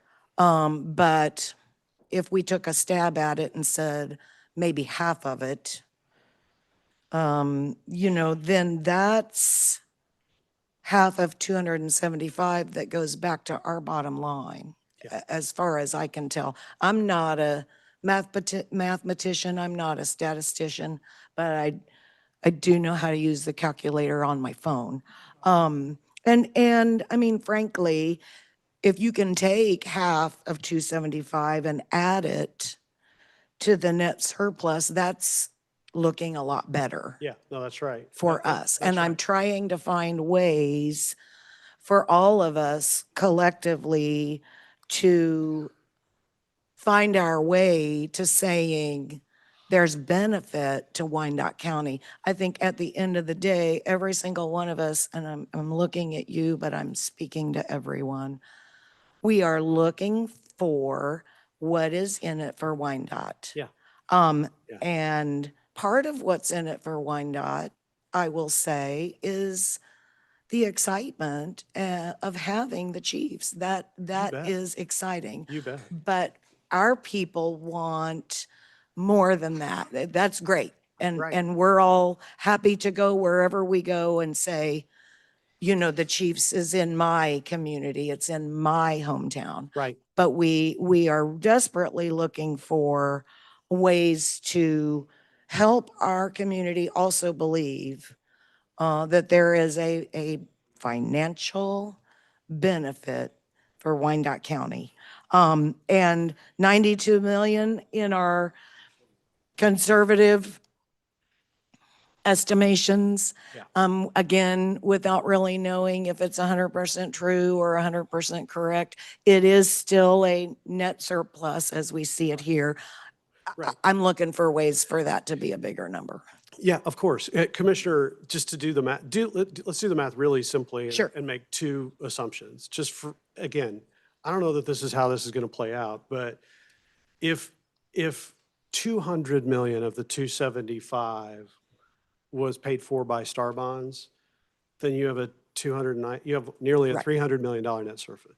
If it's closer to 100, God forbid, right? If it's closer to 100, it's $192 million to the good. Right. So those things could also be true. Right. And I know that with the Speedway deal, Star Bonds did pay for roads, infrastructure, utilities that was allowed in that Star Bond legislation, and it did pay for those things. That's right. So I think we have to have some level of confidence that that would be true today as Yeah. well. I think that's right. It's just not worked out yet. You're right. Do you know, Todd, is the bond issuance year of 2030, are we counting that as year one? What do we call year one of a 25-year period? Yeah, it is bond issuance. And it could be right before this, it could be, it's hard to know when they'll do that, right? I don't think that's worked out, whether it would happen at the beginning of construction, whether they do it when they're under construction, whether they'd wait and do it right before I don't think we know any of that yet, but yes, the answer is the 25 years, we did our numbers, assuming year one, right? Thank you. I only have one more comment, and that is this. I have been thinking a lot about Jackson County 50 years ago Hmm. and the decisions that their governing bodies had to make Mhm. to build Truman Sports Complex. Mhm. That had to have been, again, they were also guessing the future. Yeah. And that strikes me that for Jackson County 50 years ago, that had to have been a major leap of faith. Yeah. Yeah, I think it was. And I think there were people in the room the other night that said Jackson County, the Truman Sports Complex, there's not the entertainment around it or whatever. The difference is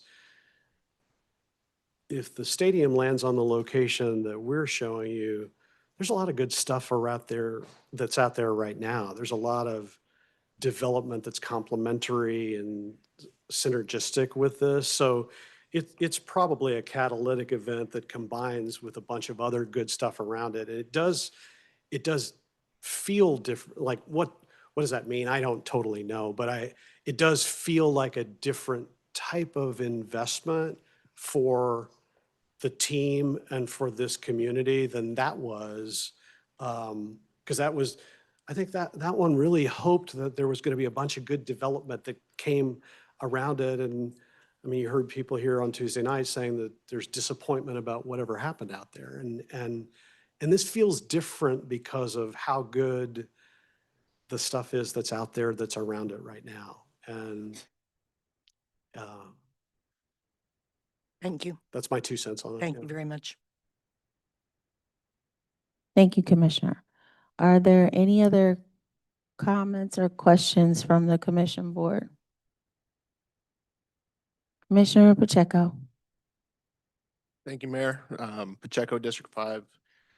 Todd, I'm going to try to not rehash too many things here, but I may, so Okay. sorry. Okay. Just to make some points clear. So I will start actually where Commissioner Bynum was already speaking about. So I just want to reiterate for people to try to understand the mechanics of this whole thing, right? So basically what we're saying is we went really conservative on the benefit side. We Yeah. went somewhat aggressive on the cost side to try to get to as conservative a number as we could. And at that, still not being able to predict exactly, let's call it 100 million for easy rounding. We said 92, we'll call it 100. Right. That our net benefit would be after the cost and everything. Right. And then we say, okay, infrastructure costs, there's proof that in the Star Bond deal for the NASCAR racetrack that those costs were baked into that. So that would increase our net benefit. We've already said that we would keep above a certain amount of the transient guest tax. So these are things that we were already adding to our number that we didn't even really bake in yet.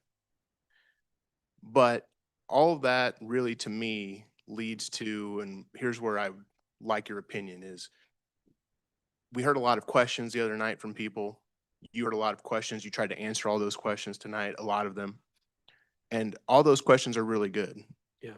All those questions I think come at a later date.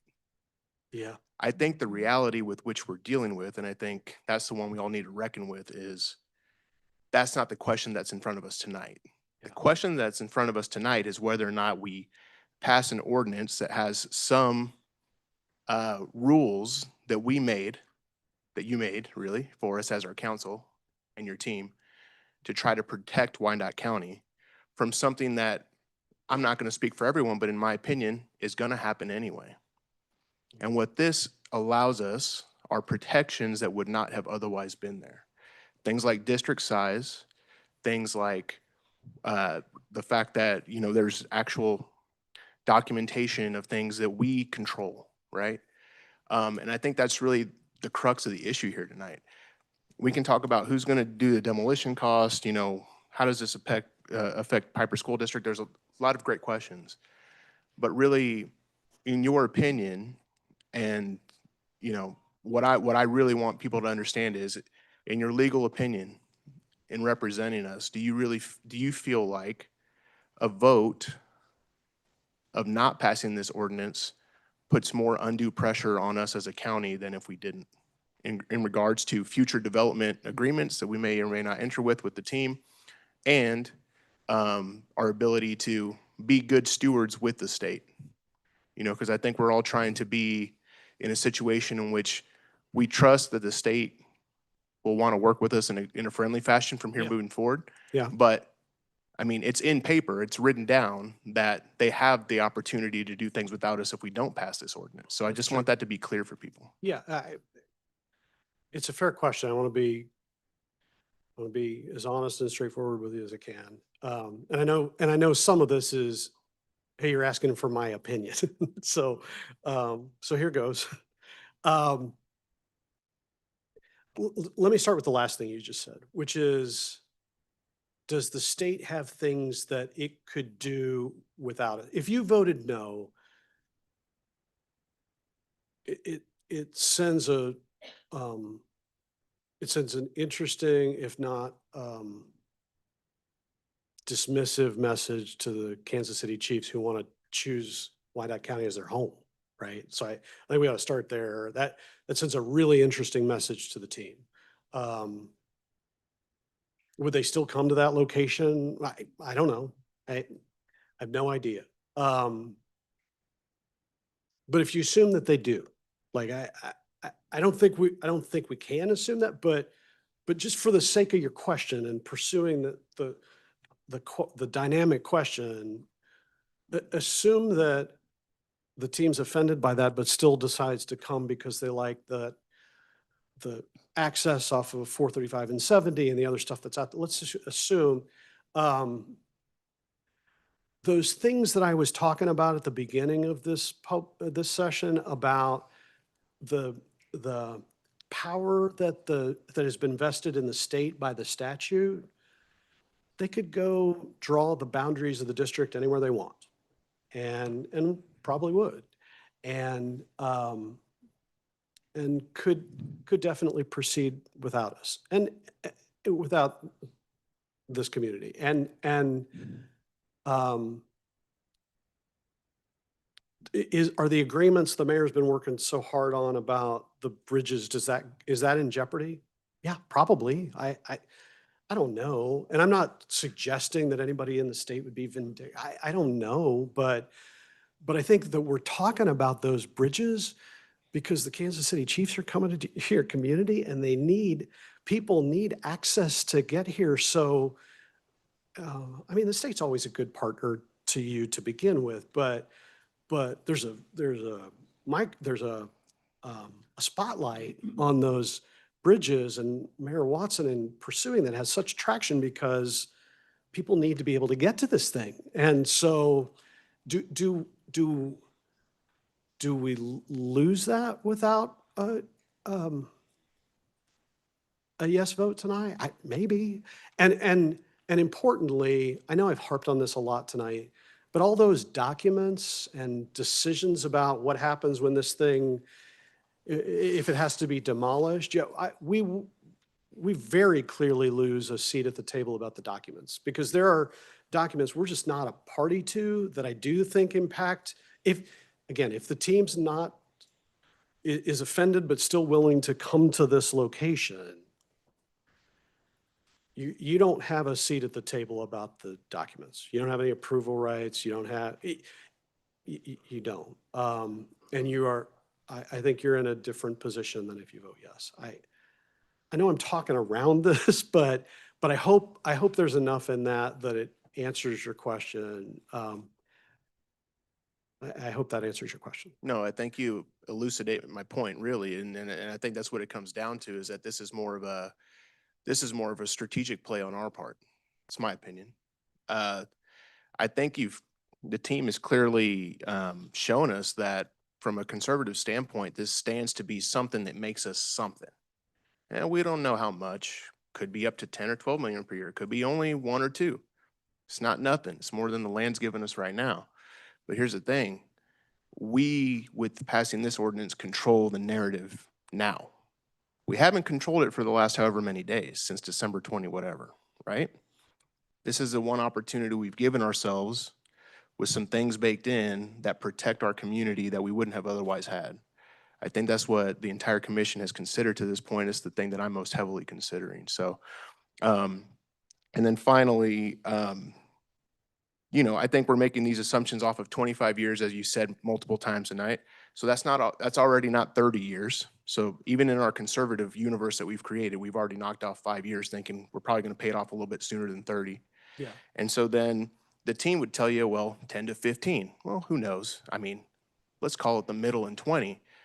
All of a sudden, that increment that we're giving away is now all of a sudden that much more for 5 more years or 10 more years. If it is what the team says, they'll pay it off in 12 years. Yeah, we'd love Well, it. then great, we'd love it, right? We would. But worst case scenario is about 25 years and we're still coming out ahead financially.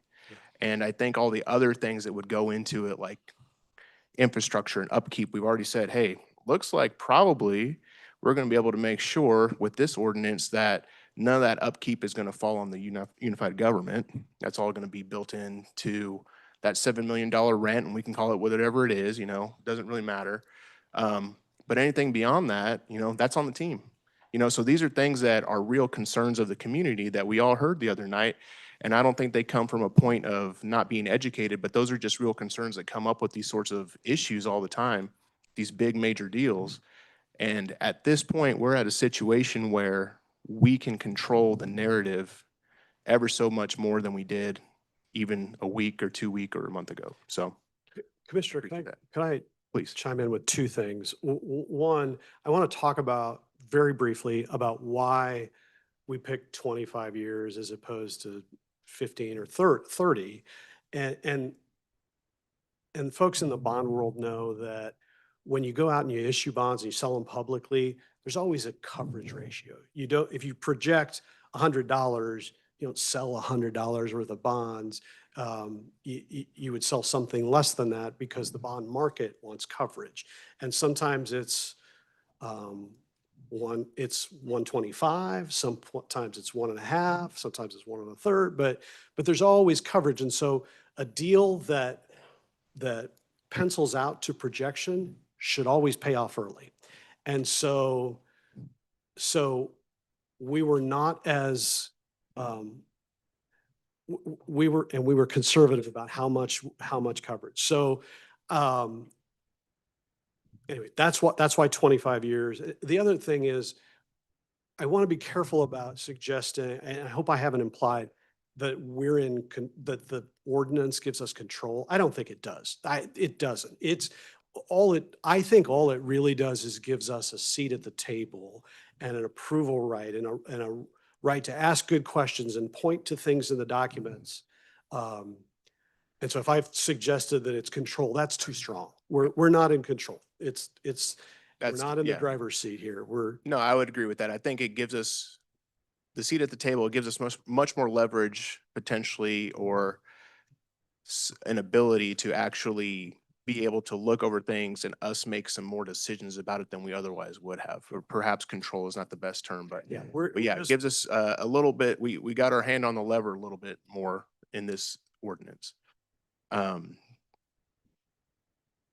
Think I had one more thought, and if I do, otherwise I'll yield it to someone else. Long-term thinking, right? So I always like to think long-term. If this is a once-in-a-generation deal, and if we decide, you know, that what we're going to do and all that, you know, this is one of those opportunities where I think a lot of times in our community, people have been a little bit disenchanted with these sorts of deals and said, well, you know, they told me it was going to decrease my property taxes and this and that. And, you know, we've all heard it and we've all lived it. And I think this is one of those opportunities where we can see on the screen that even in a conservative universe that we've created for ourselves, we're making a little bit of money here. Enough to where if we're smart about how we manage revenue, we can start putting it towards property tax relief, infrastructure, things like that. That is actually what we need to do with these sorts of deals. That's a long-term arc, but I think that's important in our consideration of if we do something like this, give ourselves a chance to be at the table and protect ourselves and build in some benefits and some protections. I think it serves us in a much better fashion. Thank you, Commissioner. Commissioner Lopez. Sir. Okay, this thing, the stadium's coming regardless. Okay, whether we vote yes or no, this sucker's coming. I mean, with repercussions. Anyway, so what about, you know, I heard the lieutenant governor, I heard the governor. This is all through sales tax. It's how it's being paid. Nobody's taxes, it's not gonna, you know, taxes aren't gonna go up. But what about when the stadium goes in and it looks beautiful and it's a mint? What about all the houses around their appraisals skyrocketing and, or no, I don't want to say sky, I don't want to scare everybody. Oh my God. But everybody's house appraisals rise, which cause property tax to go up. Where are we at with that? Is that something you see?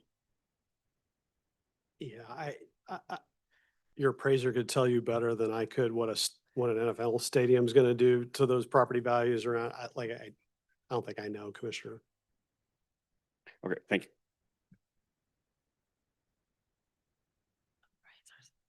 you. Commissioner Burns. Oh, well, first of all, before that, Attorney, you want to answer that question? The county administrator going to, or You want to? with the property? Oh, you know, what we've been talking about tonight is the development of one site. I think you need to understand that's probably going to spur more development around that stadium in other vacant agriculturally zoned areas to bring up the tax base. There's two ways to reduce your tax bill. One is to cut services and expenses of your government. So I'm not asking more from my citizens. Or you increase the tax base where more tax revenue can be collected. So when you look at the vacant land, anybody go down Parallel from 110th Street. Hold on. I'm going to ask that people please refrain from making comments that can be heard, okay? We want to have a respectful meeting. Thank you so much. Thank you, Madam Mayor. If anybody drives down from Parallel and goes west toward K7, most of those lots are for sale.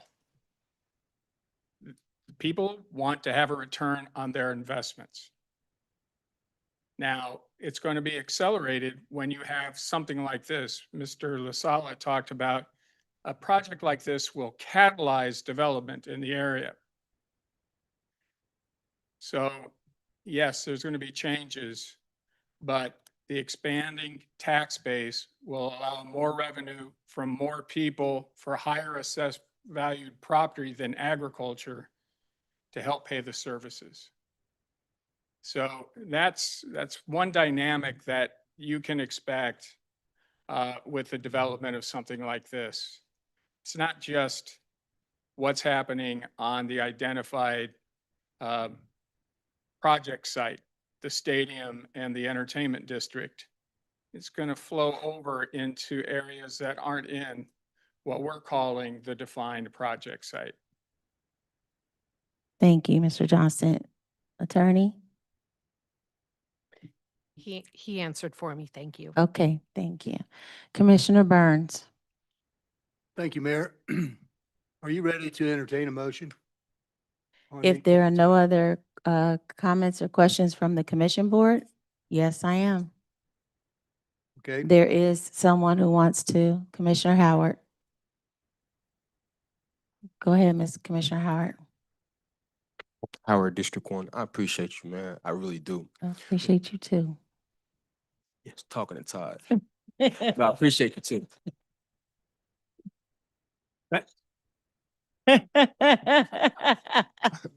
Way to break the ice. It's tight in here. Thank you, Commissioner. So can you go to the state contributions for me, please, on the slide? The, yep, the State contributions to Yeah, to bridge roads and- repairs, to bridge roads and bridges. repairs. There you go. Yes. So I see Central Avenue Bridge for 135. I see Kansas Avenue Bridge for 1.2, Union Pacific Bridge for 2, contribution for busing 1.5.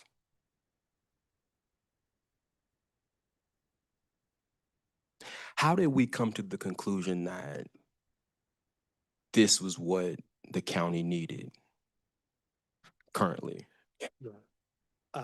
Well, some of those bridges are closed, right? Mayor, Those bridges are closed, yeah. have been for 5+ years. It might have been longer. I think one of them has been closed, what, 7 to 10 years? Central Avenue, maybe 6, 7 years. I know when I was out on the campaign trail, that's all I heard about. Mm-hmm. How long has District 1, the Northeast area, been disinvested in? Very long time. Longer than the Central Avenue Bridge? Mm-hmm. Longer than the Kansas Avenue Bridge? Mm-hmm. Longer than the Union Pacific Bridge? So my question is, how did we come to the conclusion, even though that is the need, Mm. were there any conversations about what the Northeast needs? Just conversations. Yes, And what were those conversations like? If you could, not all of it now, some of it, sure. you could just talk to. There have been conversations about housing and development particularly. What's the highway back there, K-Way? 5 is that about to be finished? That's about to finish. That highway is about to finish. Did we talk about, And I know I'll just say one more thing, and there's been some other conversations with other state representatives that represent the Northeast area, that the state has had conversations with them about helping support the Northeast area in the last couple weeks. thank you for that. Because as I think about all of the residents and all the constituents that are there in District 1, I hear night in, night out, when are we gonna start investing in the Northeast? When are we gonna start investing in District 1? Where are the businesses? Where are the grocery stores? Where are the community centers? And while I hear all the noise about the Chiefs, I appreciate the conversations about it. We can't hear you. They're asking you to speak. There we go. I appreciate the conversations about it, but at the end of the day, for me, this is also a tough decision because respectfully, I've had, and Todd, this is not for you. I want to just put this on record and notice, all right? I've had some conversations about what the community impact would look like because it just seems like District 1 was left out of the community, and I'll get to the question in a minute. District 1 was left out of the conversation. The Northeast was left out of the conversation. And as the mayor alluded to it being disinvested for so long, do we have an opportunity as District 1 to, like Commissioner Davis, do we have wiggle room to create some type of opportunity to invest in District 1 and the Northeast area specifically? Are you asking connected to this deal specifically or in Yes. general? Just in general. Yeah, well, Commissioner, there are tools, right? There are lots of economic development tools that we would love to deploy to projects in that area. And I personally would love to have that conversation with you about what those tools are and how you use those tools to attract developers to invest in that area. It's hard, it's market-driven equation. But what the tools are supposed to do is attract those developers, provide some money for infrastructure and see, those tools are supposed to try to level the playing field a little bit. I don't think it's easy because of the market, but I do think that that's what those tools are designed for. So, yeah, well, yeah, I'll sit down with you anytime and talk Yeah. about those tools in detail. Yeah, thank you, Ty. And I just want District 1 to know that there is an opportunity, even though, like Commissioner Lopez spoke to, the Chiefs are here. Yeah. But at the end of the day, like I always say, we'd like a seat at the table to discuss what that would look like. Yeah. Because if we don't have a seat at the table, how the Chiefs, how do you expect us to collaborate with you? Yeah. How do you, and when I say us, the entire county, but specifically going back to District 1 being left out of a lot of these opportunities where I can't help but think that sometimes things can be designed in a way where you don't necessarily have control over. But moving forward, I'll be honest, moving forward, we will have a seat at the table. We will have an opportunity to negotiate what the community and impact benefits look like for us. This message is for the Chiefs because I've heard a lot from the Chiefs about how they're going to pour into the community, right? Yeah. And so we have an opportunity here, and I just want people to know that we have an opportunity to negotiate what that looks like for our community, not their community. We have an opportunity to stand flat-footed and say, hey, if you are not willing to deliver on this, then we have no deal. And we have leverage to do that, Yeah. right? And so I just want to make sure that before I make a vote, the people are aware that, no, we're not left out of it, even though on paper it looks like that. Yeah. We're not left out of it. It's just an opportunity for us now, right, Yeah. to say what that looks like rather than them making a decision on where money should go. Right, right. What you hear the team talk about, the Kansas City Chiefs have a really good philanthropic track record in the community in Kansas City, Missouri, and Jackson County, and have for years, and they don't have any agreements about it. Like they would tell you everything they do, schools, community, like you see those players in school, like the things that they do now, they do all of them without even having an agreement. So I think we'll hear them say, like, all of this has to be negotiated. I hear you. But perhaps there's reason to be optimistic about it when you hear them say, this is our mission and this is stuff that we're doing right now anyway without an agreement. And now we're going to sit down and have an agreement, and there's money that's coming right into the deal into a community impact fund that is aimed at the needs of the community. So I hear you, and that part of this is important, but I know from the team that they're doing a lot of good work in Jackson County and have been for 50 years without any obligation to do so. So is that reason to be optimistic about what this looks like? I hope so. Yeah. You bet. Thank you. Okay.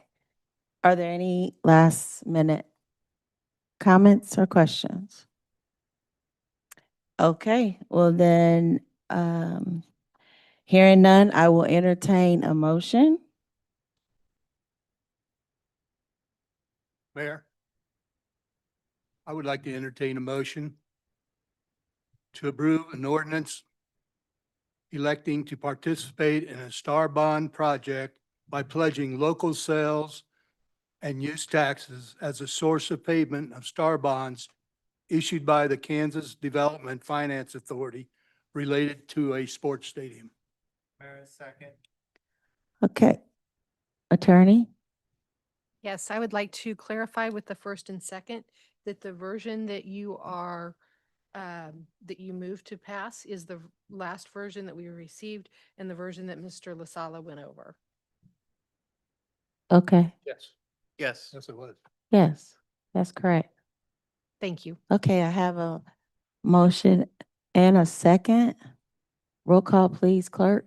Roll call. Lopez, No. Stites. No. Davis, Because I would like to have more information, no. Bynum, Aye. Kump, Aye. Howard, Aye. Burns, Aye. Ramirez, Aye. Hill, Aye. Pacheco. Aye. The vote is 7-0. The motion carries. Or 7-3, sorry. 7-3. Can't count. It's okay. All right.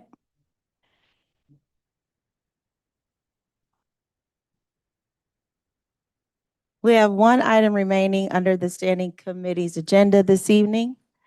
As we announced at the beginning of the meeting, items 9.2 and 9.3 were moved to the consent agenda and approved with that vote. Item number 1 is approval of an ordinance amending Chapter 15, extending the dates and closing time for fireworks sales. This item was heard by the Public Works and Safety Standing Committee, chaired by Commissioner Kump on January 28, 2026. I'll ask Commissioner Kump to make some remarks.